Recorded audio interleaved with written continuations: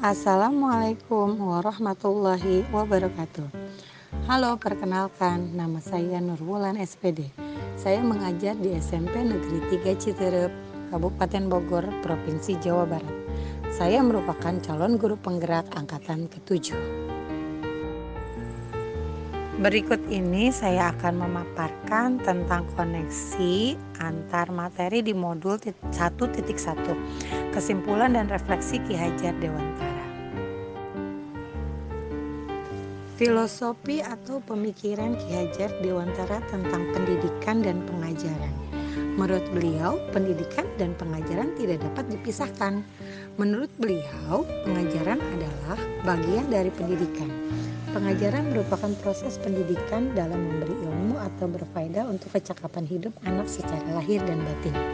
Sedangkan pendidikan memberikan tuntunan terhadap segala kekuatan kodrat yang dimiliki anak agar ia mampu mencapai keselamatan dan kebahagiaan yang setinggi-tingginya, baik sebagai seorang manusia maupun sebagai anggota masyarakat.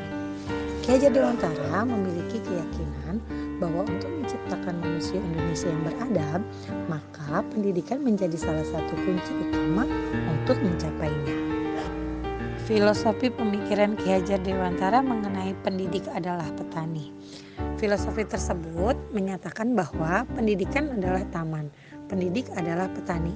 Maksudnya, mengibaratkan pendidikan layaknya sebuah taman. Taman yang dimana merupakan sistem tempat untuk bertumbuh kembangnya tanaman beserta buahnya, serta tukang kebun yang rutin merawat dan menikmati hasilnya. Hal yang telah ditekankan bahwa baik buruknya hasil tanaman, tugas dari tukang kebun hanya bisa memperbaiki atau memperindah jenis tanaman yang dihasilkannya. Begitu pula dengan pendidikan bagi anak-anak. Pandangan Ki Hajar Dewantara mengenai padi diibaratkan seperti anak atau murid dalam melaksanakan pendidikan. Ibarat petani sebagai guru yang menyebarkan benih atau bibit padi tidak bisa memaksakan tanaman padi menjadi tanaman lainnya. Hal tersebut juga dimaksudkan kepada anak-anak yang sudah mempunyai minat dan bakatnya masing-masing, tidak bisa dipaksakan untuk menjadi apa yang diinginkan oleh gurunya atau orang tuanya. Beliau juga menegaskan bahwa petani tidak boleh membedakan dari mana asal pupuk, padi, dan hal lainnya karena minat anak begitu beragam dan berbeda-beda. Namun, mempunyai hak yang sama untuk tumbuh dan berkembang menjadi anak yang cerdas atas kemauannya sendiri. Ki Hajar Dewantara juga mengingatkan para pendidik untuk tetap terbuka dan mengikuti perkembangan zaman yang ada, namun tidak semua yang baru itu baik. Jadi perlu diselaraskan dahulu. Indonesia juga memiliki potensi-potensi kultural yang dapat dijadikan sebagai sumber belajar. Ki Hajar Dewantara menjelaskan bahwa dasar pendidikan anak berhubungan dengan kodrat alam dan kodrat zaman. Kodrat alam berkaitan dengan sifat dan bentuk lingkungan di mana anak-anak berada. Sedangkan kodrat zaman berkaitan dengan isi dan irama. Artinya bahwa setiap anak sudah membawa sifat dan karakternya masing-masing. Jadi sebagai guru, kita tidak bisa menghapus sifat dasar tadi. Yang bisa dilakukan adalah menunjukkan dan membimbing mereka agar muncul sifat-sifat baiknya sehingga menutupi, mengaburi sifat-sifat negatifnya. Kodrat zaman bisa diartikan bahwa kita sebagai guru harus membekali keterampilan kepada siswa sesuai dengan zamannya agar mereka bisa hidup, berkarya dan menyesuaikan diri. Dalam konteks pembelajaran sekarang, kita harus membekali siswa dengan kecakapan abad 21. Budi pekerti juga harus menjadi bagian tak terpisahkan dari pendidikan dan pengajaran yang kita lakukan sebagai guru.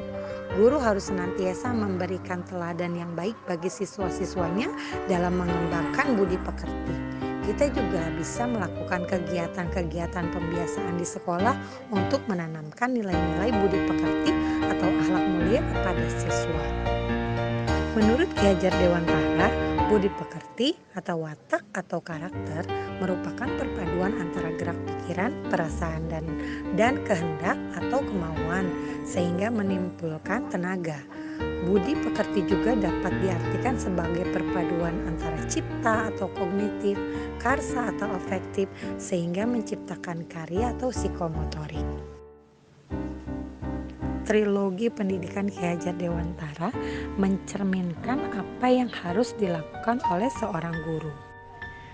Trilogi tersebut bertujuan untuk menghormati dan memperlakukan anak dengan sebaik-baiknya sesuai dengan kodratnya, melayani mereka dengan setulus hati, memberikan teladan atau yang disebut ingar sosung tulodo, membangun semangat atau ingmajo mangun karso, dan memberikan dorongan atau tutwuri handayani bagi tumbuh kembang anak sangatlah penting.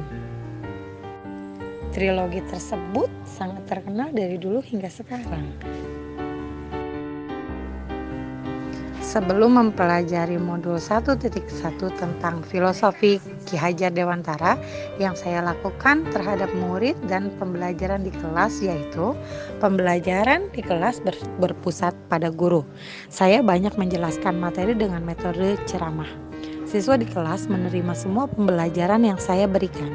Siswa pun menerima semua peraturan yang saya buat selama kegiatan belajar mengajar, sehingga siswa terkesan hanya menerima semua apa yang sudah dibuat dan diatur oleh gurunya. Pembelajaran seperti itu merupakan pembelajaran berpusat pada guru atau teacher center. Dan untuk saya pada saat itu metode yang paling terbaik yang pernah saya berikan kepada siswa yaitu teacher center. Namun setelah mempelajari modul 1.1, ternyata apa yang sudah saya tanamkan dan laksanakan di dalam kegiatan belajar mengajar kurang baik untuk siswa. Ini membuat siswa menjadi konsumtif dan tidak mau bergerak. Tidak ada usaha yang mereka lakukan untuk merubah pemikiran mereka terhadap pembelajaran. Menerima apa yang sudah diberikan oleh guru merupakan pembelajaran pasif dan membosankan. Siswa akan cenderung menjadi malas, mencari hal baru dan tidak menumbuhkan sifat yang mandiri dan aktif dan tidak ada rasa penasaran terhadap pembelajaran yang akan mereka pelajari. Akhirnya setelah mempelajari modul ini, saya akan merubah metode pengajaran saya yang akan berpusat kepada murid atau student center.